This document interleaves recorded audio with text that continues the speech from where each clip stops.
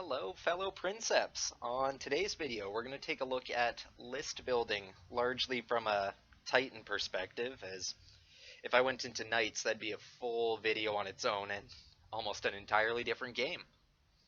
We're going to start taking a look at list building from a kind of high level point of view and dial it in. Regardless of which Maniples or Legion you like playing in Titanicus, you want your list to be a balance of three things based on the types of missions you have available in match play. To make it simple, I'll just call it the 3 H's. You want hauling, hitting, and holding. By hauling, I mean mobility. Hitting, you want to be able to put some good damage on your opponent's Titans. And holding, you want to be able to hold your deployment zone, maybe push into table corners and hold those. And this is all based on the missions you have to pick from that you don't actually know what you're going to get until the game starts. So those are engage and destroy, basically take out your opponent's Titans. Retrieval, a high mobility mission where you have to save one of your own Titan crews. Glory and honor, taking out a specific Titan. Hold the line, it's kind of like holding your deployment zone and pushing your opponent past the middle of the board into their deployment zone. And vital cargo, basically running something important to your legion out of the battlefield.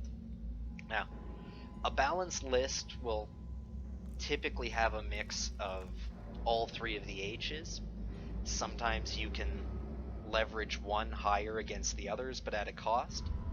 And it's because of these factors that something like a Axiom Maniples is, well, so well recognized, and even in the lore, the go-to battle line for Titan legions, because it has a good mix of hauling with the 2 Warhounds, the Reaver if you really need to, good hitting power from the Reaver and the Warlord Titan, and good holding from the Warlord in your deployment zone. The Reaver could hold the midfield, your Warhounds could run out and hold basically anywhere on the board if you had to. So it's a nice balance of these 3 factors, and something you want to keep in mind when you're building your list. Like, which one of these 3 attributes do you want to focus on, or do you want to try and balance all 3 the best you can with some redundancy? This next part will be a little subjective, but the way I see it, there's basically 3 ways you can go about approaching list building in Titanicus. You can either go from Titans you like playing to Legions. Say you like Warhounds, then you may find Legio Solari is a good fit for you because they favor Warhounds. Or you can go from Legions to Titans. I'm thinking of the Warp Runners. They give you a bonus to your repair rolls, which would naturally lead you to Titans with more servitors like Warlords. And then from the Warlord you can pick a Maniples that's Warlord heavy. Or the recently introduced Build Your Own method, which is from the supplement Defense of Ryza. If you browsed all the common or well-known Legios in the supplements and nothing really jumped out at you as a good fit, then maybe a good option for yourself would be looking at the Build Your Own option.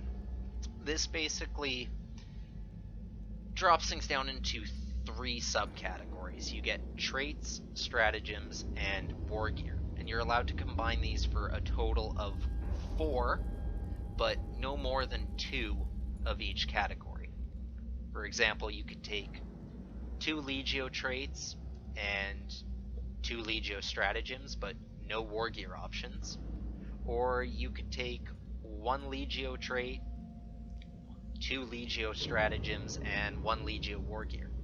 Depending on which options you take, you kind of get funneled into an allegiance. You'll either end up being fixed as a traitor, a loyalist, or an unaligned black shield.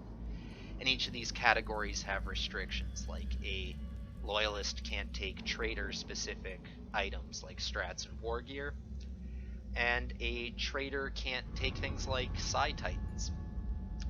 The supplement itself, Defense of Ryza, has off the top of my head, I want to say at least 4 pages full of all these items to pick from. So if nothing jumped out at you, this could be a great way of engineering something for your specific play style. I haven't looked into it too much myself. I might have read over the options twice, but I'm sure there's some great builds and good synergies in there if you're willing to put in the time. So let's take a look at the kind of framework that this game's based on. When you're playing Titanicus and match play, there's 3 levels you can play at. You can play at a skirmish, a confrontation, or an epic clash. Most players tend to favor the 1750 confrontation range, at least almost all the clubs I've gone to, that's what they're playing at. And you've got the lower point levels like a skirmish when you're starting out, and when your collection gets big enough you can jump to the epic clashes. Now, each level offers you a different amount of strategy points to play on stratagems for fun uses in games. That's things like fighters doing strafing runs, orbital bombardments, or thermal mines. And the higher point level you play at, the more stratagem points you get, and the more opportunity you have to play a different mash of strats at different levels. Something I don't see a lot of people talking about, though, is the underdog margin. Now, this is like a point differential between your list and your opponent's. So, take for example a confrontation. If I built a list at 1550 and my opponent's list was maxed out at 1750, I would satisfy the 200 point underdog margin. That would automatically give me 1 additional stratagem point on top of the base for the level. So I would go from 3 strat points to 4 strategy points, which would let me get off a lot better stratagems than my opponent, especially when it comes to the 3-point stratagems. And it gives me a distinct advantage to use multiple stratagems where my opponent might be stuck to 1. Another huge advantage of this is when you're rolling for your missions, because your missions are random in this game, your opponent actually has to tell you which mission they're picking, and then you roll your missions and decide which one you want. At the end, you simultaneously show each other what you're going for. So this gives you a huge advantage of knowing your opponent's game plan and countering it in a next level kind of way. You probably heard me mention Maniples a few times. Now, what a maniple is it's like a formation or a set template that you have to build your battle line into, or it forces you to select certain titans, and depending on which maniple you pick, you get a different makeup of types of titans and a unique bonus to all the titans that are in it. I should mention, if you're playing matched play, your list has to include at least 1 maniple. Now, you can add as many reinforcements as you want to that, but your reinforcement or auxiliary titans don't gain a benefit associated with the maniple. They're kind of just added help. In the lower point matches, you might have a hard time fitting certain maniples into a skirmish, but when you get up to the epic clashes, you can actually start fielding multiple maniples depending on points cost. Now, each maniple will typically consist of 3 titans that you would call a demi-maniple, or 5 titans, which would be a full-strength maniple or a battle line maniple. And that's the framework you use for building your list. The chart I put up on the slide here is, I was a little curious myself, so I took all of the maniples and I calculated their points based on the minimum titan count and the cheapest loadouts for each titan, added it to the maximum amount of titans and their most expensive loadouts, and divided by 2. So this kind of gave a average starting point for where that Maniple should be played at.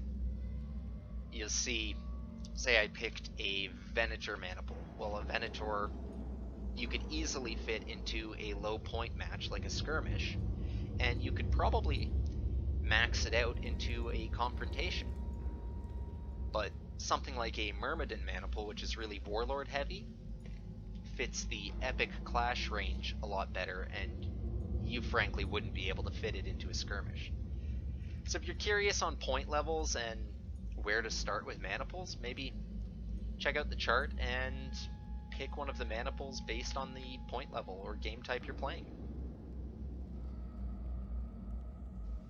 The next thing to talk about would be the Legions, and this is where the game gets really fun and frankly something you can actually build your list around.